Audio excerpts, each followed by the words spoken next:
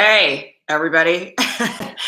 Let's see. Okay, so it is Resistance Live for the 25th of September 2019. You all know that I was facilitating this day-long women's leadership workshop yesterday at this major entertainment company in Los Angeles. So I wasn't live here, and now I have a cold, and I'm going to talk for a couple of minutes while we get everybody logged in, because we have impeachment to talk about in like very dramatic and new ways. And I have like an insane list today of notes and topics to talk about from the legal standpoint. So I want to give everybody a chance to kind of log in, because I know that a lot of you were like super stoked about today's broadcast, but I am a little sniffly, so I apologize for that. We are going to talk through everything that's happened in the last 36 hours, because yesterday was like a day for the history books. We're going to talk through the nature of impeachment and where we find ourselves right now. We're going to talk about everybody who's implicated. We're going to talk about the crime fraud exception. We're going to talk about what this newly announced impeachment investigation potentially covers. We have like a mountain of stuff to discuss. So hopefully we'll get all of you here. Here we go. Now the numbers start to tick up. Hello, everyone. Welcome. Oh. Okay, so let's get going.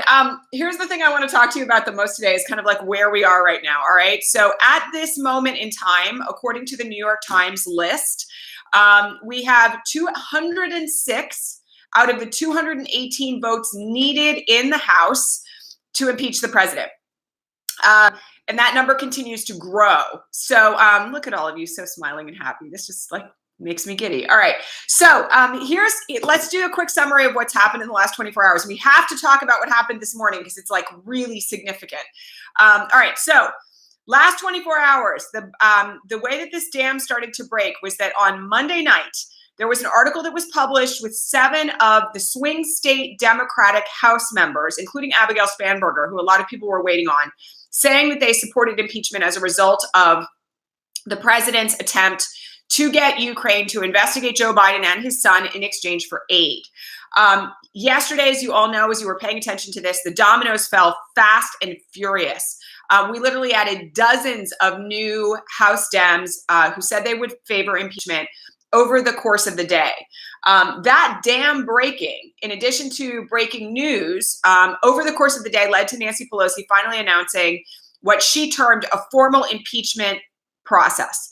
So let me just say this. There's been some questions since last night and this morning about like, what's so different about what we're doing now? Well, there actually is a very serious distinction based on the announcement that she made yesterday. So you will all remember, those of you who have been watching here for quite some time, will all remember that there is no magic language that starts an impeachment inquiry, right?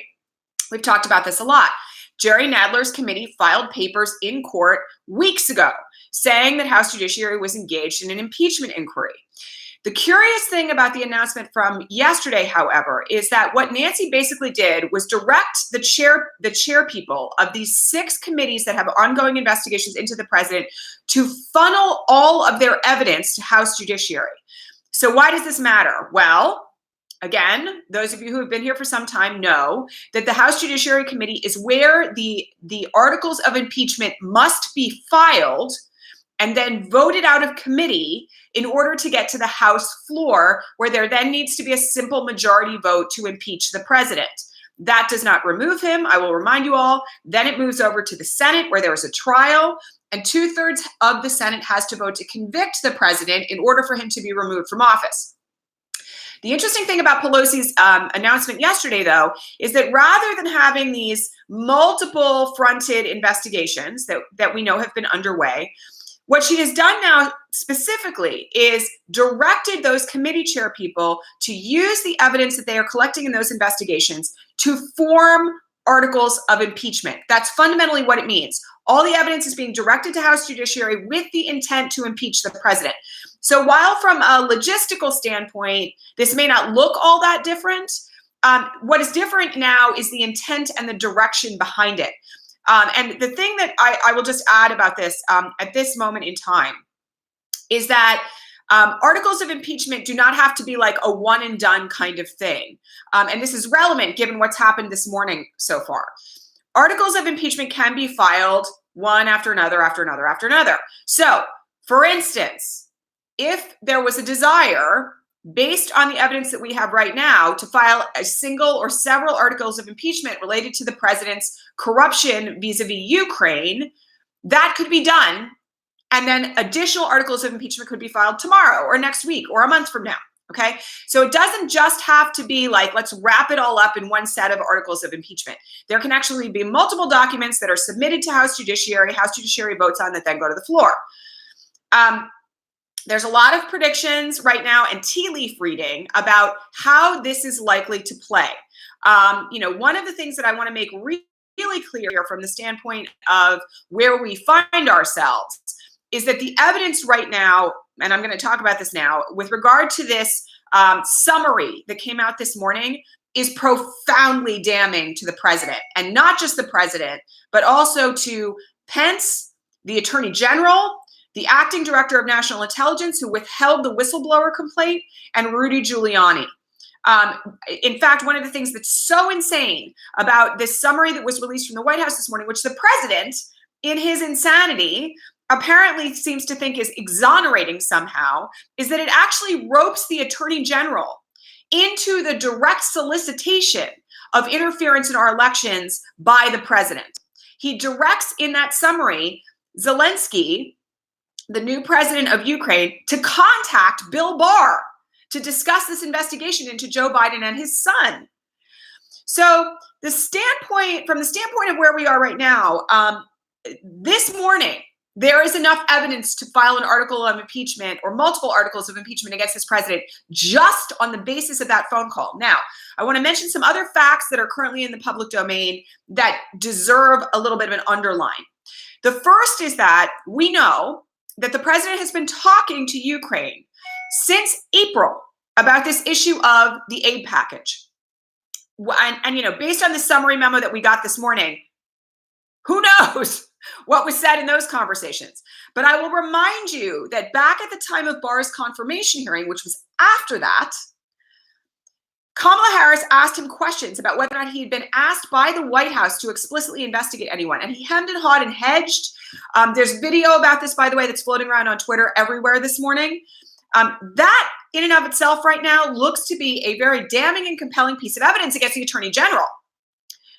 Add to that Pence on September 17th met with Zelensky, and Robert Costa of the Washington Post was in the room. There were a series of tweets during that time where Pence said, well, we didn't explicitly talk about it, but we did talk about this aid package. And what's clear now from the summary of this conversation that has since been released is that during this conversation at the end of July, conversations had already been had with Ukraine about the aid package and about the quid pro quo, and that the follow-up was intended, which ropes Pence into this as well. So from where we sit right now, there's at least 5 people implicated in this who could potentially be facing impeachment and or prison time. As I mentioned, the president, the vice president, the attorney general, Rudy Giuliani, who is a private citizen, by the way. This is the other thing that's really just whacked about this. As a private citizen, the president's personal attorney, he was pulled into taking actions at the direction of the State Department, which, by the way, also implicates Pompeo, so let's call it 6, and the acting DNI who has been engaged in the cover-up. This is, it's kind of impossible, and I know I've said this at various other points in the last 2 3/4 years that we've been doing this broadcast. It's kind of impossible to overstate the gravity of the criminality that we now have evidence for as of this morning. And I'll just say one other thing here, and I said it on Twitter a few minutes ago. Those of you who remember back when I did that whole broadcast about hearsay exceptions, how evidence is admitted when it's a statement that someone makes, which ordinarily would be considered hearsay. This summary that was released this morning, it doesn't matter for evidentiary purposes that this is not a quote unquote official transcript. There's a lot being made out of the fact that the call was 30 minutes, the transcript is 5 pages long, there's ellipses in it, blah, blah, blah, blah, blah. The point is that summary contains what's called a statement against interest. And those of you who remember our hearsay discussion will remember that there is a rule under the federal rules of evidence that says that if you make a statement against your own interest, namely you implicate yourself in a crime, that is an exception to the rule that hearsay is not admissible in court. So what that means is that this summary, where the president, by his own admission, made statements that said, we have a favor to ask you, though. We want you to reopen this investigation into Joe Biden's son. And Zelensky says back, you only have friends here. We're perfectly prepared to buy more javelins, which, by the way, is a military defense system. The quid pro quo of this is obvious. It's obvious based on what we have right now. And that document in and of itself is admissible evidence for purposes of impeachment or, by the way, in a criminal trial. So, again, very hard to overstate the significance of what has happened just this morning, let alone in the last 36 hours. Okay. I had a request to discuss, by the way, the crime fraud exception to the attorney-client privilege. The reason why this is important, and again, we've talked about this in the past, but it's worth a reboot, is that attorney-client privilege, as you all know, ordinarily prevents an attorney's communications with their client from being admitted in a court of law as evidence. One of the exceptions to that rule, however, is when you and your attorney are engaged in a crime together or a fraud. Here, any communications that Rudy Giuliani had with the president about this attempt to subvert the American election by withholding aid from Ukraine fall within the crime fraud exception, meaning that there's no privilege that applies to those conversations. Now, that doesn't mean the president's not going to try to apply it, but it does mean that under governing law, there is no attorney-client privilege between Rudy Giuliani and the president. So that in and of itself is also incredibly damning. If Rudy Giuliani wrote text messages to the president, if there are emails, if there are documents, if there are verbal communications indicating assent to a crime, those are admissible in court. And that's leaving aside Rudy Giuliani's, by the way, insane interview last night where he literally was shouting at people, recognizing that he was being thrown under the bus, stating on national television that he'd been ordered by the State Department to participate in this, which, by the way, again, implicates the Secretary of State. Any communication that he had with the president as his client related to these series of events is now admissible in court. So, that in and of itself is also another very dramatic bit of breaking news right now. Pence being implicated is also a big chunk of this. So let's just talk for a second about, a little bit of a review of how the dominoes could fall here, okay? Because I want to remind you all that I have said from the very beginning that the timing of impeachment here was key to figuring out, who was going to end up as the president. You all will remember that back before the 2018 election, I even made some predictions that we could end up with President Ryan when Paul Ryan was still Speaker of the House. The way that the dominoes could fall here will determine pretty much everything, okay? If Pence and Trump are impeached at the same time, we all know that Nancy Pelosi is the next in line for the presidency. So it is quite possible that the first female president of the United States here could be Nancy Pelosi. I just want to say that. You all know I haven't been the hugest fan of Nancy Pelosi in recent months, but I would take that. I think we all would take that at this point, okay? So that's one issue. If Pence is impeached first, then President Trump gets to nominate a new vice president. That person has to be approved by two-thirds of the House and the Senate. The reason why this is important, of course, is that the Republicans do not own two-thirds of the House. So in order for the president to nominate a new vice president and have that person actually be second in line to the presidency, he would have to nominate someone who met the approval of the House Democrats. That in and of itself is quite another strategic cluster, for lack of a better way of putting it, right?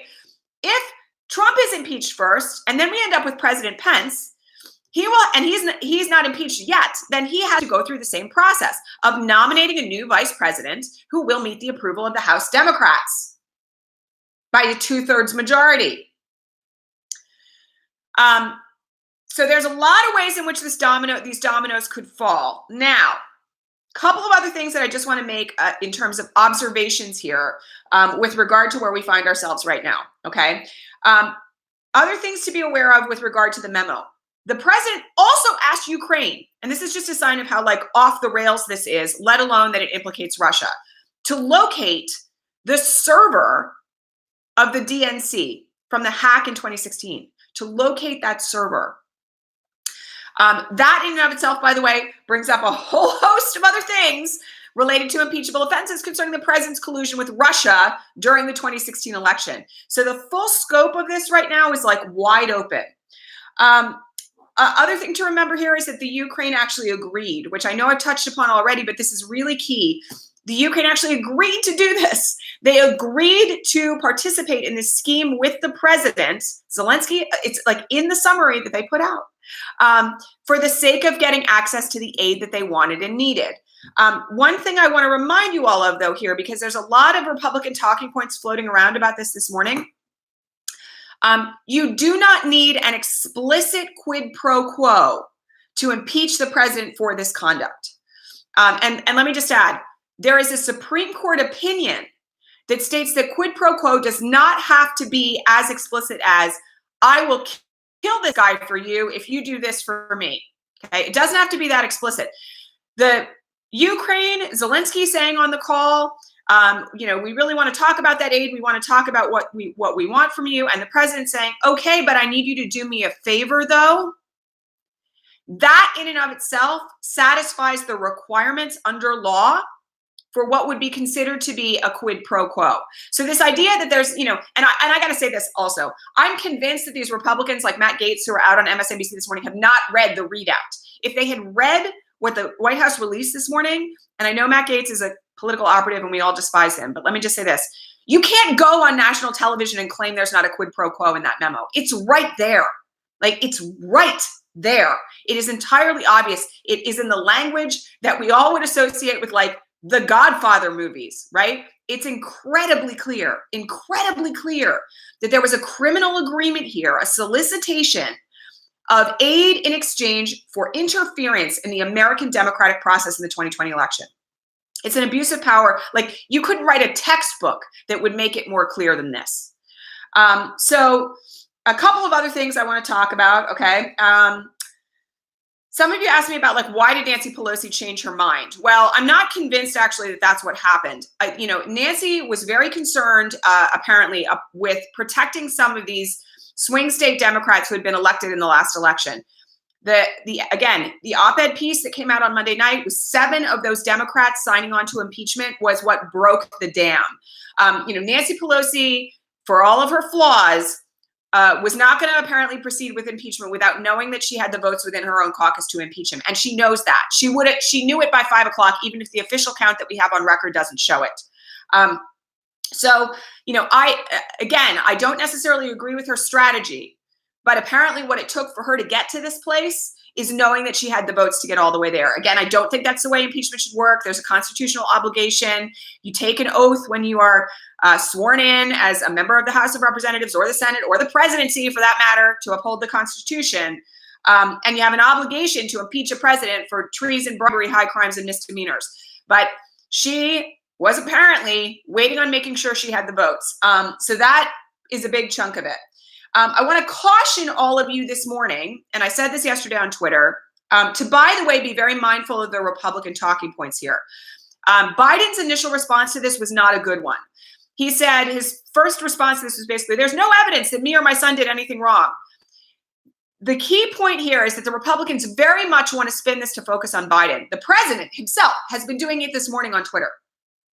Whether or not Biden or his son were engaged in any criminal activity, which, by the way, I will just say there's no evidence of that, none. What the president did in and of itself is a crime.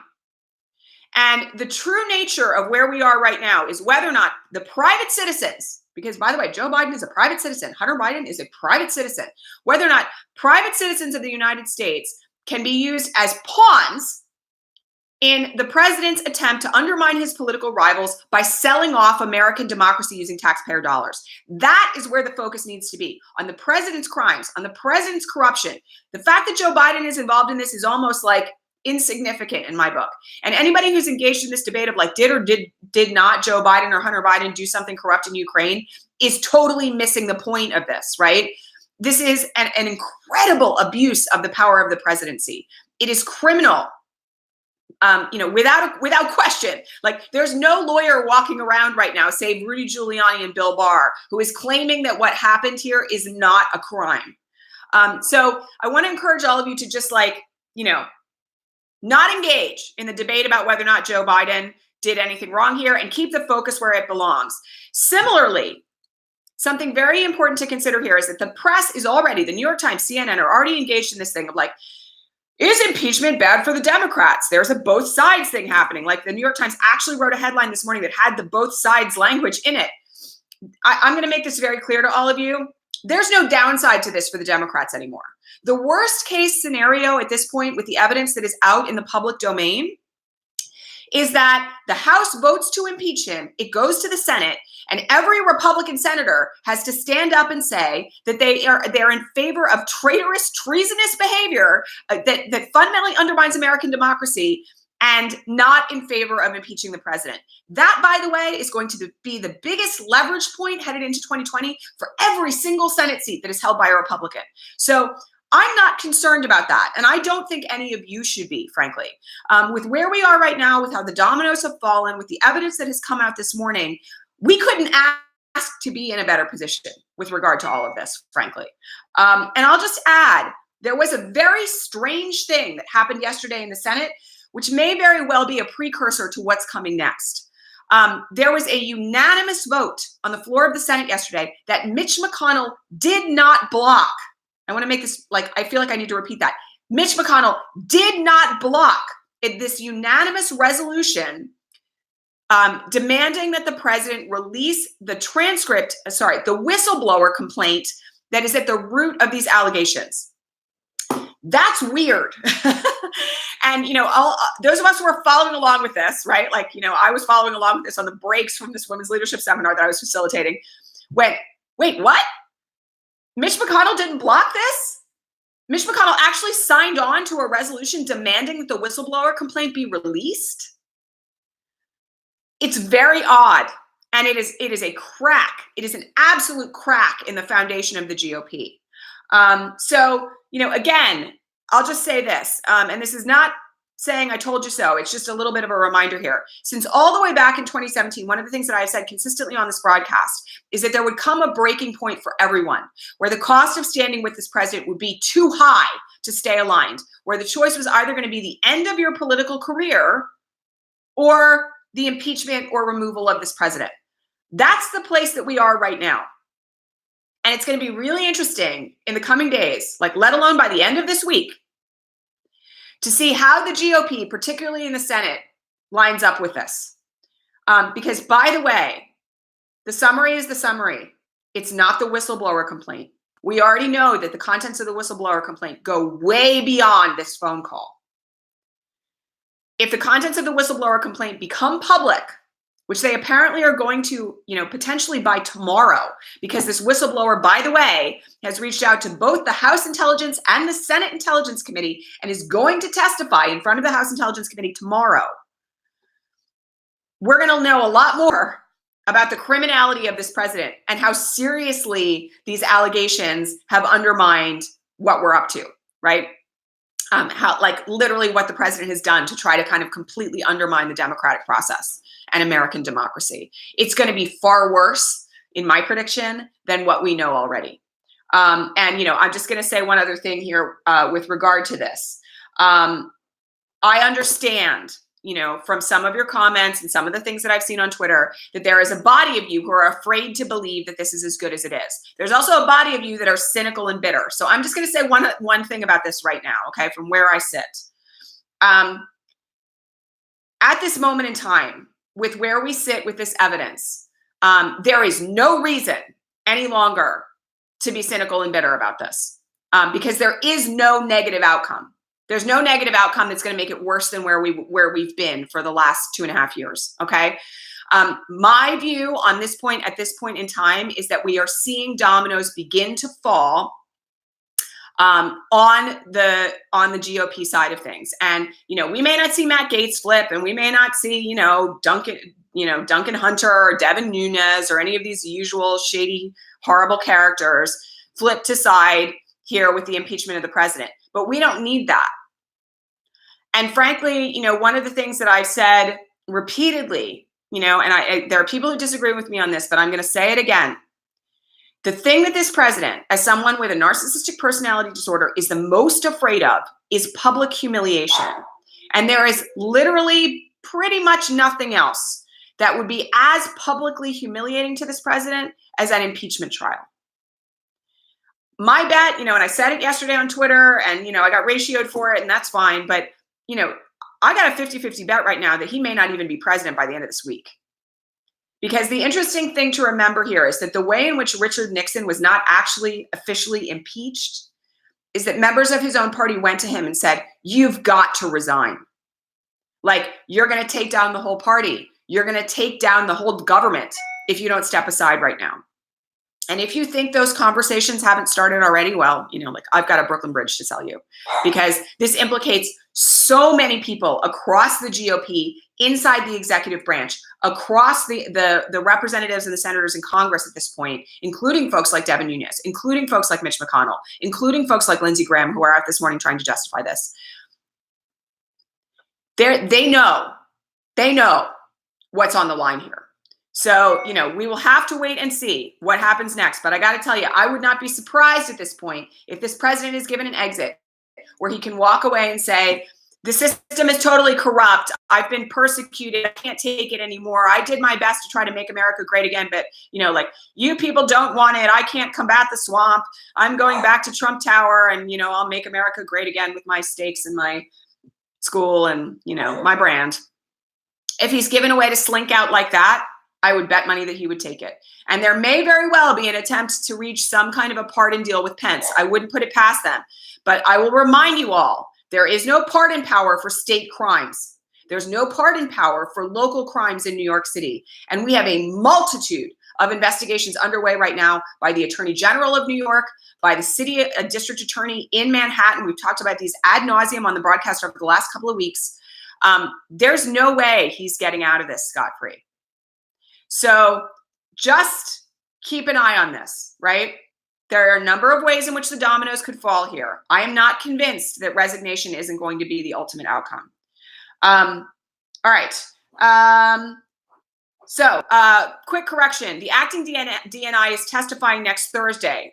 Tomorrow.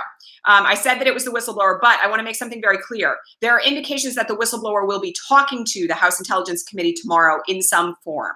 So the acting DNI is testifying. Doubt they're going to get anything out of that. But the Whistleblowers Council has been in touch with both committees, and the Senate Intelligence Committee yesterday announced that investigation is now underway, and they are going to speak to the whistleblower. So lots more to come on that front. Okay. All right. Quick question, about what this covers, and I just want to make this really clear. Again, multiple articles of impeachment can follow in sequential order, or they can all be wrapped up at once. The thing that I don't think is going to happen here at this point, given what's happened this morning, is that Nadler is going to wait for all those other investigations to be wrapped up before submitting articles of impeachment on what's happened in Ukraine. This is so hot and so fiery right now, and so appalling and so far over the line. And the evidence is there without any investigation based on what the White House released this morning and the president's own statements, that literally they could file articles of impeachment on it today. So from a strategic matter, from a strategic viewpoint, what makes the most sense here to me, what I would advise this committee to do if that was my role, was to file articles of impeachment on the situation with Ukraine now, like today, and proceed to get those voted to the floor of the House in an attempt to pressure the president to either resign or take other action. And, by the way, those could include articles of impeachment against Bill Barr, against the Secretary of State, against the acting DNI, who isn't even confirmed yet. There's a lot that could fall in this, against the vice president. That would be my suggestion from a strategic matter, because literally the weight and the momentum of the evidence is absolutely behind the removal of this president for what has happened in Ukraine. It does not change the fact that he is engaged in crimes against humanity at the border. It doesn't change the fact, by the way, that should have been enough. Okay. But I will tell you that, at least from a legal standpoint, and in light of the way the dominoes have fallen here, if it were me, I would file articles of impeachment related to this situation in Ukraine immediately, and, follow up if necessary, if the president is still in office, with articles of impeachment related to the multitude of other crimes that he's committed. And then I would think through, if it were me, if Bill Barr is impeached, from a U.S. attorney standpoint, what other federal crimes could be alleged against the president when he's out of office. And if I was Letitia James, I would be ramping up my grand jury indictments. And if I was Cyrus Vance, the Manhattan district attorney, I'd be getting ready on that front as well. So there is a lot more to come on this front. But from a strategic standpoint, my bet is that we're going to see articles of impeachment related to Ukraine before we see them for anything else.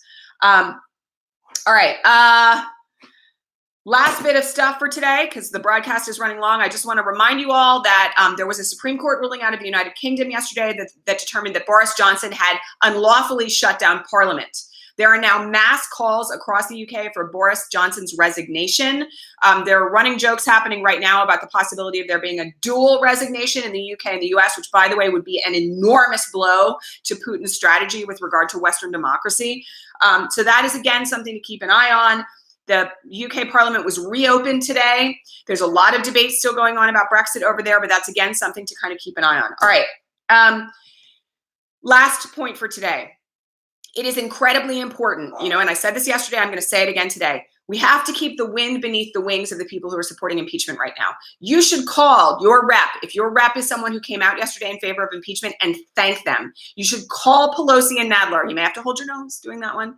Call Pelosi and thank her for doing this. We need to continue to keep up the pressure all the way through. And I will just remind you all that while there is a scheduled recess that is supposed to start this weekend, my bet, if we are able to keep the pressure up here on Nancy Pelosi and Jerry Nadler, that recess will be canceled. So it is profoundly important that you make phone calls today, again, to thank those who are in favor of impeachment. If your rep is not yet one of the 206, we need 218 to get to a final impeachment vote based on the public records. Call your rep and demand that they support impeachment. If you are represented by a red state senator or a red state Republican, call them and ask, what the frick are you doing? We have a president who has auctioned off American democracy, who's undermined the democratic process in the 2020 election by withholding U.S. taxpayer dollars and extorting a foreign country to interfere in our elections. Make your point about that. Today of all days is the day to do it. All right. And who knows what's going to break between now and the end of the day. But, I'm relatively wide open today work-wise after a week of hellish stuff. So I will be online today on Twitter and elsewhere talking about all of this as it breaks. And then final point for the broadcast. Tomorrow morning, Friday morning, the broadcast will be at 7:30 Pacific time in the morning. So it's going to be really early. That's because I'm doing workshops tomorrow and Friday again. Virtual training in this instance, but I'm working my butt off for the rest of the week. So tomorrow morning, 7:30 Pacific, which is 10:30 a.m. Eastern, there will be 2 broadcasts for the remainder of the week. Please stay tuned for those. And, here we are, my friends. I mean, that's the other thing I just have to say about it. I said this last night on Twitter. I'm going to say it here again. We're nearly 700 broadcasts of Resistance Live now since the inauguration. And to be able to celebrate this with all of you is a hell of a thing. So we should at least mark that moment. And I will remind you, this is just the beginning, because the reality of it here is that Trump is a symptom. He is not the cause. He is a symptom of all the unredressed violence, racism, genocide, sexism, patriarchy in American history that has gone unredressed. And we have a long way to go. A long way to go. My conversation with Latasha Brown last Friday in Boston related to a lot of this. We have a long way to go to actually build a nation that lives into the ideals that we claim to have when this man was elected, but had never actually lived into. And that, by the way, is part of our work, that we can never abandon it. We can't become complacent. We can never again assume that what we have claimed to be is actually what we are. Many of us have known for a very long time that we've never been that. And we have a mountain of work left ahead of us. So I want to honor the moment. I want to say that it's a very significant turning point. Yes, Mom, we're there yet. Okay. But we have to stay committed to the marathon because we are so far from finish. Even if he's removed today or he resigns today, we're so far from finish. And the story of how this denouement is going to go is going to take a long time to unwrap, to heal, and to rebuild. So that's where we are. Much love to all of you. I will talk to all of you tomorrow, early. And I'll see you then. Okay, bye.